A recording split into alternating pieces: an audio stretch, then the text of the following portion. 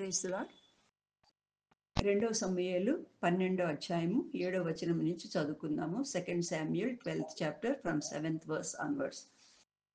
నాతాను దావీదును చూచి, ఆ మనుషుడవు నీవే, ఇశ్రాయేలు దేవుడైన యెహోవా సెలవిచ్చుందేమనగా, ఇశ్రాయేలీల మీద నేను నిన్ను రాజుగా పట్టాభిషేకం చేసి సౌలు చేతిలో నుండి నిన్ను విడిపించి, నీ యజమాని నగరిని నీకు అనుగ్రహించి, నీ యజమాని స్త్రీలను నీ కౌగిట చేర్చి, ఇశ్రాయేలు వారిని యూదా వారిని నీకు అప్పగించితిని. ఇది చాలదని నీవు అనుకున్న ఎడల నేను మరి ఎక్కువగా నీకు ఇచ్చి ఉందును. నీవు యెహోవా మాటను తృణీకరించి ఆయన దృష్టికి చెడుతనం చేసిత్వేమి? హిత్తీయుడగు ఊరియాను కత్తి చేత చంపించి అతని భార్యను నీకు భార్య అగునట్లుగా నీవు పట్టుకొని ఉన్నావు. అమ్మోనీయుల చేత నీవు అతను చంపించితివి కదా. నీవు నన్ను లక్ష్యం చేయక హిత్తీయుడగు ఊరియా భార్యను నీకు భార్య అగునట్లు తీసుకున్నందున నీ ఇంటి వారికి సదాకాలం యుద్ధం కలుగును. నా మాట ఆలకించుము. యెహోవానగు నేను సెలవిచ్చున్నదేమనగా, నీ ఇంటి వారి మూలముననే నేను నీకు అపాయం పుట్టింతును. నీవు చూచుచుండగా నేను నీ భార్యలను తీసి నీ చేరువానికి అప్పగించదును. పగటి యందువాడు వారితో సైనించును. నీవు ఈ కార్యం రహస్యంగా చేసితివి గాని ఇశ్రాయేలీలందరూ చూచుచుండగా పగటి అందే నేను చెప్పిన దాన్ని చేయింతును అనెను. నేను పాపం చేసితినని దావీదు నాతానుతో అనగా, నాతాను, నీవు చావకున్నట్లు యెహోవా నీ పాపమును పరిహరించను. అయితే ఈ కార్యం వలన యెహోవాను దూషించుటకు ఆయన శత్రువులకు నీవు గొప్ప హేతువు కలుగు చేసితివి కనుక నీకు పుట్టిన బిడ్డ నిశ్చయముగా చచ్చునని దావీదుతో చెప్పి తన ఇంటికి వెళ్ళెను. ఇంకొక వాక్య భాగం కూడా చదువుకుందాము. మత్తయి సువార్త 1వ అధ్యాయము 6వ వచనము. యెషై రాజైన దావీదును కనెను. ఊరియా భార్యగా ఉండిన ఆమె యందు దావీదు సొలొమోనును కనెను. ఇక్కడ మత్తయి సువార్తలో యేసుప్రభు యొక్క జనన విధానం ఏమనగాని వ్రాయబడింది. ఈ విధానము రాసే ముందు వంశావళి వ్రాయబడింది. కాబట్టి ఆ వంశావళిలో సాధారణంగా మరి పురుషుల పేర్లే ఉంటాయి, కానీ ఆశ్చర్యకరమైన రీతిలో కొంతమంది స్త్రీల పేర్లు కూడా రాయబడినాయి. 5 స్త్రీల పేర్లు వ్రాయబడినాయి. వాళ్ళ చరిత్రలు, వాళ్ళ జీవితాలు చూసినప్పుడు వాళ్ళు అన్యులుగా ఉన్నారు. ఏమాత్రం కూడా వంశావళిలో చేర్చబడటానికి కావలసినంత యోగ్యత లేని వారుగా మనకు కనిపిస్తున్నారు. అయినప్పటికీ కూడా దేవుని యొక్క అపారమైన కృపని మనం ఇక్కడ చూస్తున్నాము వాళ్ళ జీవితాల్లో. కాబట్టి తామారును చూచాము. తను వ్యభిచారిని కాపోయినా అలాంటి వేషం వేసుకొని తను యూదా వంశం ద్వారా మరి కుమారుని కనాలని ఆమె అనుకుంది. తర్వాత వేశ్య అయిన రాహాబును దేవుడు రక్షించుకున్నాడు. తర్వాత మోయాబీరాలైన రూతును కూడా దేవుడు ఆమె రక్షించుకొని ఆమె వంశావళిలో చేర్చుకున్నాడు. ఈరోజు ఊరియా భార్యగా ఉండిన ఆమె యందు అనగా బెత్షెబా జీవితాన్ని గురించి మనము 2 సమూయేలు 11, 12 అధ్యాయాల్లో చదువుతాము. తర్వాత 1 రాజులు 2 అధ్యాయంలో కూడా ఆమెను గురించిన కొన్ని సంగతులు చదువుతూ ఉంటాము. కాబట్టి దావీదుకి మొత్తము 8 మంది భార్యలు ఉన్నారని మనకి అర్థమవుతుంది కదా.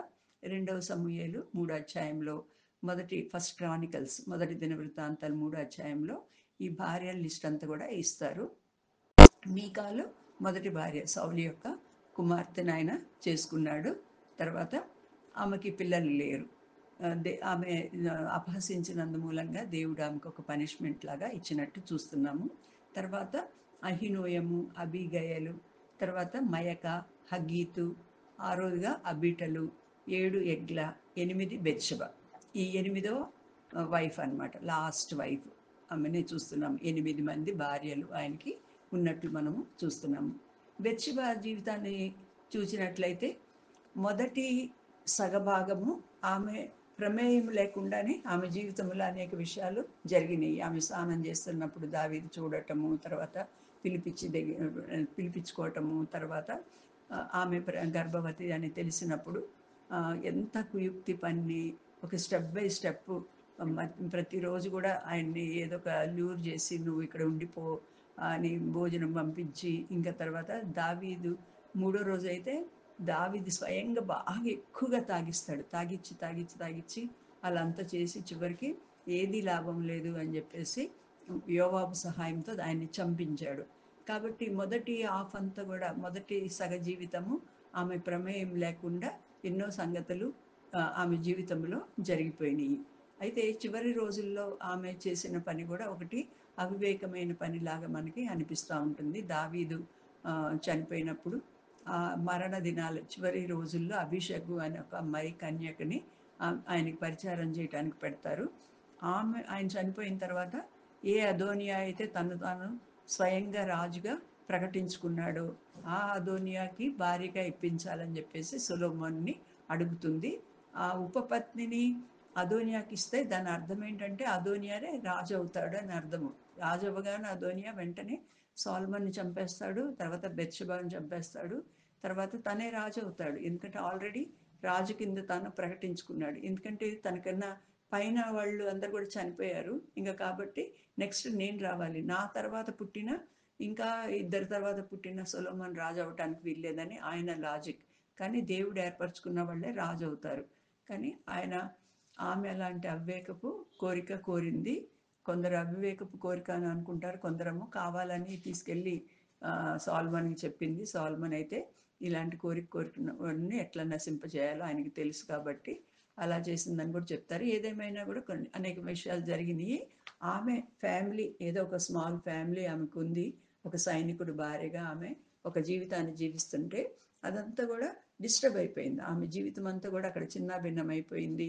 తర్వాత ఇటువైపు రాజభవనానికి ఆమె వచ్చింది. ఆమెకి జరిగిన అన్యాయం కానీ లేకపోతే ఆమె ఎలాంటి ఫీలింగ్స్ కలిగి ఉన్నది కూడా మనకి ఎక్కువ డిస్కస్ చేయట్లేదు. బెత్షెబా గురించి ఆమె బాధపడిందని కానీ అలాంటి ఏం విషయాలు మనకి ఎక్కువ ఆమె ఇన్నర్ ఫీలింగ్స్ రాయబడలేదు ఎక్కడ కూడా. అయినప్పటికీ కూడా ఆమె జరిగిన దాన్ని దేవుడు చూచి ఏం చేశాడంటే ఆమెకి ఇంకొక సంతానాన్ని అనుగ్రహించి ఆ సంతానమైన సొలొమోన్ని రాజుగా చేశాడు. ఆమెకు జరిగిన ఒక అన్యాయానికి దేవుడిచ్చిన బహుమానం, లేకపోతే he has shown abundant grace, మంచి గొప్ప కృపని చూపించాడు. తర్వాత ఆమెని జీనియాలజీలో వంశావళిలో కూడా చేర్చినట్లు మనం ఇక్కడ చూస్తున్నాము. కాబట్టి ఇక్కడ నాలుగవ స్త్రీ తామారు, రాహాబు, రూతు, తర్వాత ఇక్కడ బెత్షెబా, వీళ్ళందరి జీవితాలు చూస్తే కూడా వెనకాల ఒక పాస్ట్ హిస్టరీ ఉంటుందన్నమాట. ఒక స్టోరీ ఉంటుంది, ఒక కథ ఉంటుంది వాళ్ళ జీవితంలో. కాబట్టి అలాంటి స్త్రీలను ఎన్నుకున్నాడు. అయితే ఇక్కడ మనం గమనించాల్సింది ఏంటంటే మత్తయి సువార్తలో మిగతా వాళ్ళ పేర్లు అయితే రాశారు, తామారని, రాహాబని, రూతునని వంశావళిలో. ఇక్కడ బత్షెబా దగ్గరికి వచ్చినప్పుడు ఏమి రాస్తున్నారంటే ఊరియా భార్యగా ఉండిన ఆమెయందు దావీదు సొలొమోనును కనెను అని వ్రాయబడింది. కాబట్టి దేవుడు ఏం చేస్తున్నాడంటే పరిశుద్ధాత్మ దేవుడు వంశావళి రాయటానికి మత్తయి కూర్చున్నప్పుడు ఇక్కడికి రాగానే ఒక నిమిషం ఆపి మత్తయి నువ్వు ఊరియాని జ్ఞాపకం చేసుకో. ఊరియా ఎంత మంచి సైనికుడో, ఎంత విధేయుడో, లాయల్ అంటారు కదా, లాయల్, నమ్మకస్తుడైన ఒక సేవకుడు, లాయల్ గాడ్ సర్వెంట్ లాగా ఉన్నాడు, ఆయన్ని జ్ఞాపకం చేసుకో అని చెప్పేసి ఇక్కడ అంత ఫోర్స్ లేకపోతే అంత విలువ కానీ అవన్నీ కూడా మనకి ఇక్కడ ఊరియాకి ఇచ్చినట్లు మనం ఇక్కడ చూస్తున్నాం. ఊరియాని దేవుడు మర్చిపోలేదు. ఎంత రహస్యంగా ఆయన్ని చంపాలని ఎంత కుతంత్రాలు చేసి దావీదు చేస్తే కూడా ఊరియాని దేవుడు జ్ఞాపకం చేసుకున్నాడు. నూతన నిబంధనలో అనేక సంవత్సరాలు గడిచిపోయిన తర్వాత, కొన్ని దావీదు తర్వాత కొన్ని తరాలు గడిచిపోయినాయి. సొలొమోన్ తరము, రెహబాం తరము, ఇట్లా వరుసగా తరతరాలు గడిచిపోయినాయి. మనకి ఇక్కడ లెక్క పెడతారు కదా 14 తరములు అని చెప్పేసి, దావీదు మొదలుకొని యూదులు లాస్ట్ కింగ్ వరకు 14 తరాలు. తర్వాత మళ్ళీ వాళ్ళందరూ కూడా వెళ్ళిపోయిన తర్వాత, చెరగా కొనబడి వెళ్ళిపోయిన తర్వాత, క్యాప్టివ్స్కి వెళ్ళిపోయిన తర్వాత 400 సంవత్సరాలు చీకటి సంవత్సరాలు, దానిలో 14 తరాలు గడిచిపోయినాయి. వాళ్ళ చరిత్ర కూడా రాయబడింది. అయితే ఈ మొత్తము ఈ తరాల్లో 28 తరాలు గడిచిపోయిన తర్వాత దేవుడు నూతన నిబంధన స్టార్ట్ అయినప్పుడు దేవుడు చెప్తున్నాడు, ఊరియాని దేవుడైతే మర్చిపోలేదు. ఆ చీకటి రోజులన్నీ గడిచిపోయినా కూడా ఊరియాని గురించి మెన్షన్ ఇక్కడ మనము చూస్తున్నాము. ఊరియా భార్య బెత్షెబాకి ఐడెంటిటీ ఇవ్వకుండా ఆమెకి దేవుడు ఏం చేస్తున్నాడంటే ఊరియాని ఘనపరిచేవాడుగా ఉంటున్నాడు. ఊరియాని గురించి మనం చూసినట్లయితే ఇక్కడ ఆయన దావీదు దగ్గర ముఖ్యమైన అధిపతులు ఒక 30 మంది ఉన్నారు. వాళ్ళు కాక ఇంకొక 7 కూడా ఉన్నారు. మొత్తము 37 మంచి యోధులు అనమాట. ఎలాంటి వాళ్ళంటే ఒక వెంట్రుకని ఇలా నిలబెడితే గురి తప్పకుండా వాళ్ళు వడిసెలు కానీ బాణం కానీ విసరగల వాళ్ళంట. మంచు కాలంలో సింహం దాగి ఉంటే దాన్ని వెళ్ళి చంపుతారు. తర్వాత శత్రువులు ఉన్న కోటలో వెళ్ళిపోయి ఆ బావిలో నీళ్లు తీసుకురమ్మంటే తీసుకొస్తారు. అలాంటి గొప్ప గొప్ప విషయాలు చేయగలిగిన, దావీదు కొరకు ప్రాణములు ఇవ్వగలిగిన యోధులు ఆయన దగ్గర ఒక 37 ఉన్నారు. వాళ్ళల్లో అధిపతుల్లో ఒకడు. He is not an ordinary soldier. ఆ సంగతి మనము 2 సమూయేలు 23 అధ్యాయము 39లో ఆ మాట రాయబడింది. ఆయన దగ్గర ఉన్న అధిపతుల్లో ఈయన కూడా ఒకడు అన్న సంగతిని రాస్తున్నాడు. 23 అధ్యాయము లాస్ట్ వర్స్లోకి వస్తే, హిత్తీయుడైన ఊరియా వారందరూ 37 అని రాయబడింది. కాబట్టి దావీదు దగ్గర ఉన్న యోధుల్లో ఒకడు. తర్వాత ఆయన ఎక్కడ రాసినా కూడా హిత్తీయుడగు ఊరియా అని రాయబడింది. హిత్తీయుడు అంటే మరి బైబిల్ పండితులందరూ కూడా మరి యూదుడా కాదా అన్న సంశయము వస్తుంది. కానీ తప్పనిసరిగా యూదుడే అయి ఉండొచ్చు అని కూడా అనిపిస్తుంది అనమాట. ఎందుకంటే కనాను దేశాన్ని అంతటిని కూడా స్వాధీనపరచుకున్నప్పుడు యెహోషువ రోజుల్లో మొత్తాన్ని స్వాధీనపరచుకోలేకపోయారు. కొంతమంది మిగిలిపోయారు, బతిమలాడుకోనో లేకపోతే ఇంకా తప్పించుకోనో. అలాగా అక్కడక్కడ 7 జాతులు ఉన్నారు కదా, వాళ్ళలో అక్కడ మిగిలిపోయారు. వాళ్ళల్లోంచి ఒకవేళ చాలా మంది ప్రభువుని నమ్ముకున్నారు. ప్రభువుని నమ్ముకోవటం అంటే ఇశ్రాయేల్ దేవుడైన యెహోవాని అంగీకరించి ఎలాగ రాహాబు వచ్చేసిందో వీళ్ళల్లోకి, అలాగా అన్యులు కూడా యూద మతము స్వీకరించి శరణు కోరి వీళ్ళ దగ్గరికి వచ్చేసినట్లు మనము గమనిస్తాము. వాళ్ళు కొందరు మిగిలిపోయారు. అలాగా యూద మతమును అంగీకరించిన మతస్థుడు అయి ఉండొచ్చు.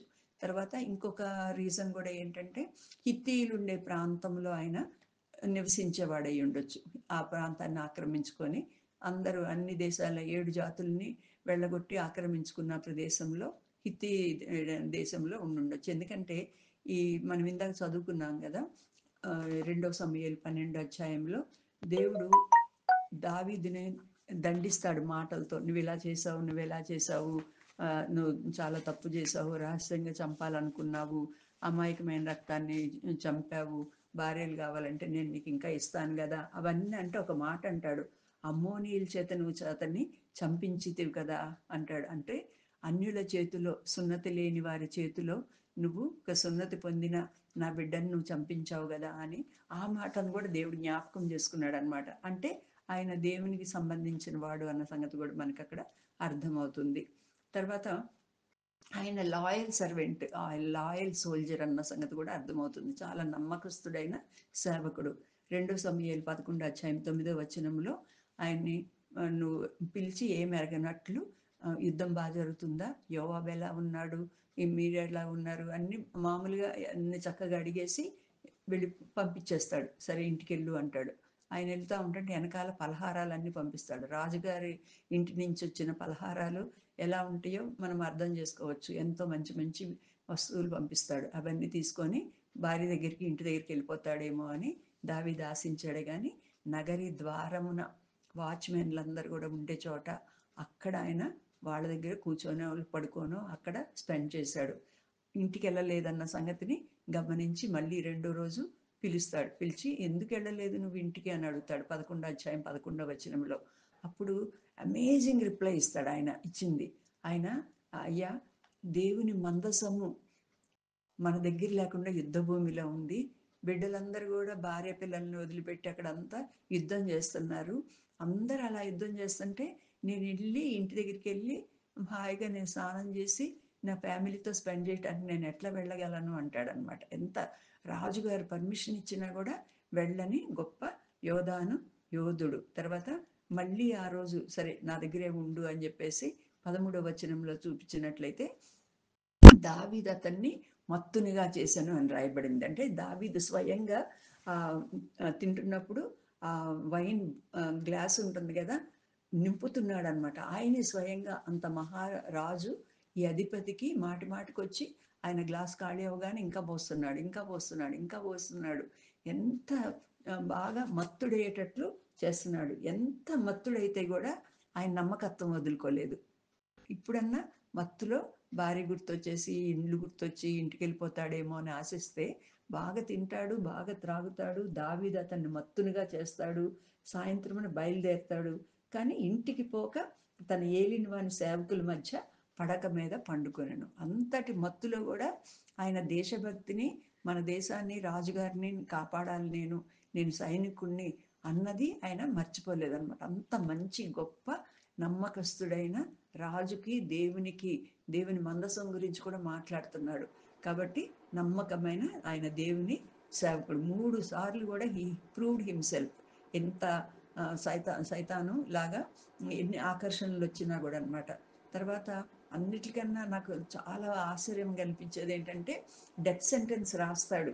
మరణశిక్ష విధించిన పత్రము ఈ ఊరియాని యుద్ధము మోపుగా జరుగుతున్న చోట పెట్టి, కొట్టబడినట్లు నువ్వు పెట్టి, నువ్వు అక్కడి నుంచి తప్పించుకొని వెళ్ళిపో యోవాబు అని చెప్తే, యోవాబు ఇలాంటి కన్నింగ్ ప్లాన్స్ చేయటంలో, ఈ యుక్తిపరమైన పనులు చేయటంలో యోవాబు నెంబర్ 1.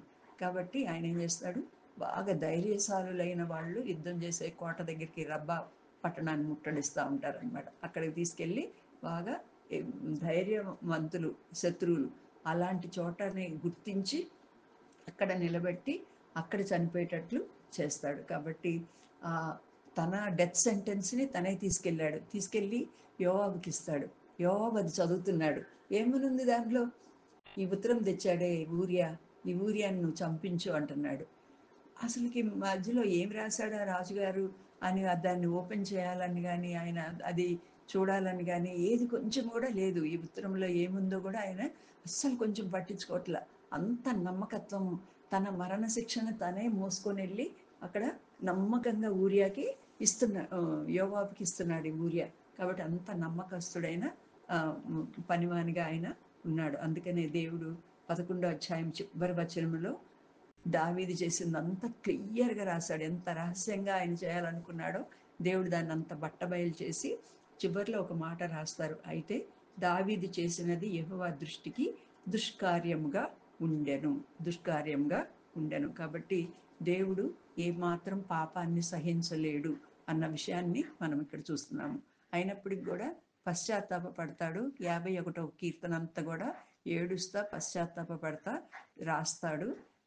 ఆ రాసిన కీర్తనని దేవుడు ఇప్పటి వరకు కూడా ప్రిజర్వ్ చేసి ఉంచాడు. కాబట్టి దేవుని దృష్టికి ఇది దుష్కార్యము. కాబట్టి మనము చేసే రహస్య పాపములను అన్నిటిని కూడా దేవుడు చూస్తూ ఉంటాడు.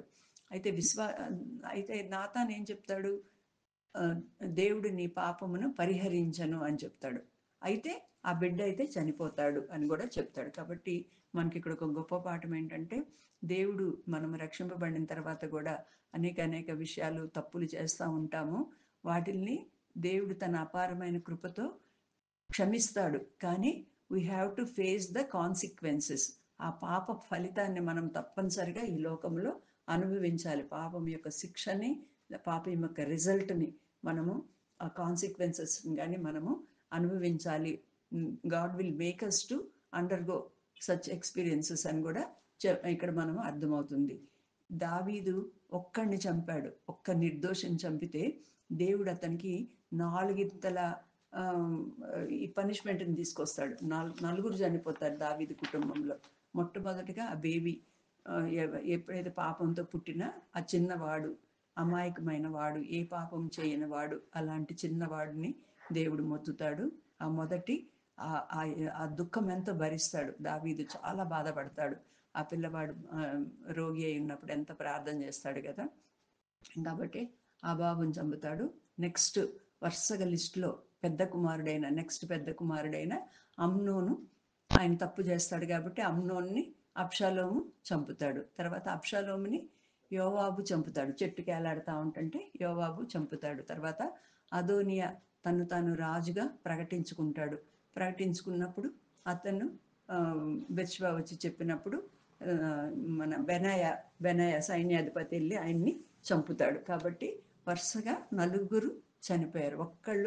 ఒక్కడిని చంపితే దేవుడు ఏం చేశాడంటే, ఈయన కడుపుని పుట్టిన వాళ్ళని 4 ఈ లోకంలోంచి పంపించేశాడు. కాబట్టి ఆ పాపపు శిక్షని దావీదు అనుభవించాడు. అంతేకాకుండా అది రాయబడి ఈ రోజుల్లో మనము అనేక పాపాలు చేస్తాము. మనం కూడా ఆయన గురించి మాట్లాడేటట్లు దాని ఒక ఉదాహరణగా వృత్తాంతంగా అది రాసి పెట్టారు. అయితే ఊరియానైతే దేవుడు ఏం చేశాడంటే ఘనపరిచాడు. వంశావళిలో బెత్షెబా గురించి రాయాలని ఉద్దేశము ఆ స్త్రీల పేరుల్లో బెత్షెబ ఉంది. అయితే ఆ పేరు రాయకుండా ఏం చేశాడంటే ఊరియా భార్య అని రాశాడు. పైన అక్కడే యూదా భార్య కానీ, రూత్కి కిల్యోను భార్య కానీ, మహ్లోన్ భార్య అని అట్లా ఏమి రాయలేదు కదా. రాయకుండా ఈమెకి అయితే బెత్షెబ దగ్గరికి వచ్చినప్పుడు ఊరియా అని దేవుడు జ్ఞాపకం చేసుకొని ఘనపరిచాడు. కాబట్టి దేవుని యొక్క అపారమైన కృపని దేవుడు కలుగ చేసుకుంటే ఎలా ఉంటుంది అన్న విషయాన్ని మనం చూస్తున్నాము. కాబట్టి దేవుని చేతిలో మనం ఉన్నాము. కాబట్టి ప్రతి స్టెప్లో మనం జాగ్రత్తగా ఉండునట్లు, దేవునికి లోబడి ఆయనకి ఇష్టమైన కార్యములు చేయగలిగినట్లు, దేవుని అపారమైన కృపని మనం వ్యర్థం చేసుకోకుండా ప్రభు మనకి సహాయం చేయను గాక.